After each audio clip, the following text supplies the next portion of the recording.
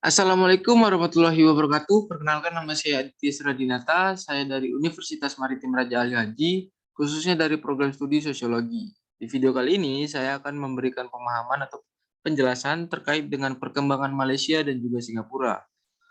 Tanpa mengulur waktu yang lebih banyak, langsung saja kita masuk ke inti pembahasannya, yaitu yang pertama, negara Malaysia. Malaysia adalah sebuah negara federasi yang terdiri dari 13 negara bagian dan satu wilayah persekutuan. Negara dengan ibu kota Kuala Lumpur ini terdiri dari dua bagian besar wilayah daratan, yaitu Malaysia Barat yang disebut Semenanjung Malaysia, serta Malaysia Timur yang meliputi Sabah dan Sarawak. Penduduk asli Malaysia diperkirakan berasal dari Cina dan Tibet yang pindah ke selatan melalui daratan Asia Tenggara dan Semenanjung Melayu, kemudian terus ke Indonesia. Kemerdekaan Malaysia 31 Agustus 1957 jadi hari yang penting bagi Malaysia. Karena di hari itu, Malaysia akhirnya mendapat kemerdekaannya setelah sekian lama jadi jajahan Inggris. Inggris pertama kali mendirikan koloninya di Semenanjung Malaya pada tahun 1786. Pada 1824, Traktat London resmi membagi kepemilikan Malaya untuk Inggris dan Indonesia untuk Belanda. Pengaruh Inggris pun semakin kuat setelah ditandatangani Perjanjian Pangkor pada 20 Februari 1874. Perjanjian ini memberikan kuasa kepada Inggris untuk mencampuri urusan negeri Perak. Memasuki abad ke-20 ketika Jepang menginvasi Malaya, semangat rakyat untuk memperjuangkan kemerdekaan pun tumbuh. Pasca kekalahan Jepang, Inggris kembali berkuasa dan membentuk Uni Malaya pada 1946. Uni Malaya membuat semua negeri-negeri Melayu kecuali Singapura menjadi satu koloni. Pada 1949, janji kemerdekaan mendorong Inggris untuk memulai perundingan dengan para pemimpin Federasi Malaya. Kesepakatan kemudian dicapai pada 8 Februari 1956 bagi Federasi Malaya untuk merdeka dari Inggris. Namun, proklamasi kemerdekaan baru dilaksanakan pada 31 Agustus 1957 di Stadion Merdeka, Kuala Lumpur. Sektor ekonomi Malaysia. Ekonomi Malaysia merupakan ekonomi negara yang terbesar ketiga di Asia Tenggara dan ke-34 di dunia berdasarkan produk domestik bruto nominal. Mata uang yang digunakan secara resmi di seluruh Malaysia adalah ringgit.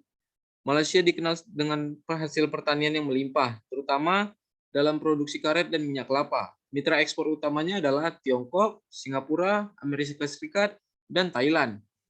Ekspor terutama dalam bidang peralatan elektronik, gas alam cair, kayu serta produk olahannya, karet dan juga tekstil. Malaysia berhasil menduduki peringkat ke-12 untuk kategori kemudahan dalam kegiatan bisnis. Malaysia mencampurkan dua sistem ekonomi yang mereka sebut dengan sistem ekonomi sara diri dan sistem ekonomi komersil. Sistem ekonomi sara diri maksudnya adalah pemenuhan kebutuhan sehari-hari melalui bercocok tanam, berkebun, dan perikanan. Jika ada kelebihan produksi, baru akan dijual di pasar. Sedangkan sistem ekonomi komersil merujuk pada sistem ekonomi yang mengedepankan investasi asing dan penanaman modal. Selanjutnya kita akan beralih ke negara Singapura. Singapura atau dengan nama resmi Republik Singapura adalah sebuah negara pulau di lepas ujung selatan Semenanjung Malaya, 137 km atau 85 mil di utara Khatulistiwa di Asia Tenggara. Negara ini terpisah dari Malaysia oleh Selat Johor di utara dan dari Kepulauan Riau Indonesia oleh Selat Singapura di selatan. Singapura adalah pusat keuangan terdepan ketiga di dunia dan sebuah kota dunia kosmopolitan yang memainkan peran penting dalam perdagangan dan keuangan internasional. Pelabuhan Singapura adalah satu dari 5 pelabuhan tersibuk di dunia. Kemerdekaan Singapura. Dulunya Singapura merupakan koloni Inggris dan sekarang menjadi anggota Persemakmuran. Singapura pertama kali bergabung dengan Federasi Malaysia pada pembentukannya pada tahun 1963. Namun pada 9 Agustus 1965, Singapura memisahkan diri dengan Malaysia dan menjadi negara merdeka. Singapura memutuskan lepas dari Inggris dan bergabung dengan Federasi Malaysia sejak 31 Agustus 1963. Belum setahun bergabung dengan Federasi Malaysia, kerusuhan antar etnis sering melanda di Singapura. Parlemen Malaysia pun bersidang untuk memutuskan masa depan negara yang terletak di sisi barat Laut Borneo itu, dipertahankan atau disingkirkan. Hasil sidang menetapkan seluruh anggota dewan sepakat untuk mendepak Singapura. Tidak ada pilihan bagi negara singa selain memulai hidupnya sendiri. Pada 9 Agustus 1965, Singapura resmi berdaulat dan merupakan satu-satunya negara yang merdeka bukan atas keinginannya sendiri. Sektor ekonomi Singapura. Dalam bidang perekonomian, Singapura merupakan negara yang sangat maju, mengandalkan sektor industri sebagai kekuatan ekonominya. Tak bisa dipungkiri, Singapura merupakan salah satu pusat perekonomian terbesar di Asia Tenggara. Tidak hanya itu, Singapura juga dijuluki Masan Asia karena ketakutan ekonominya.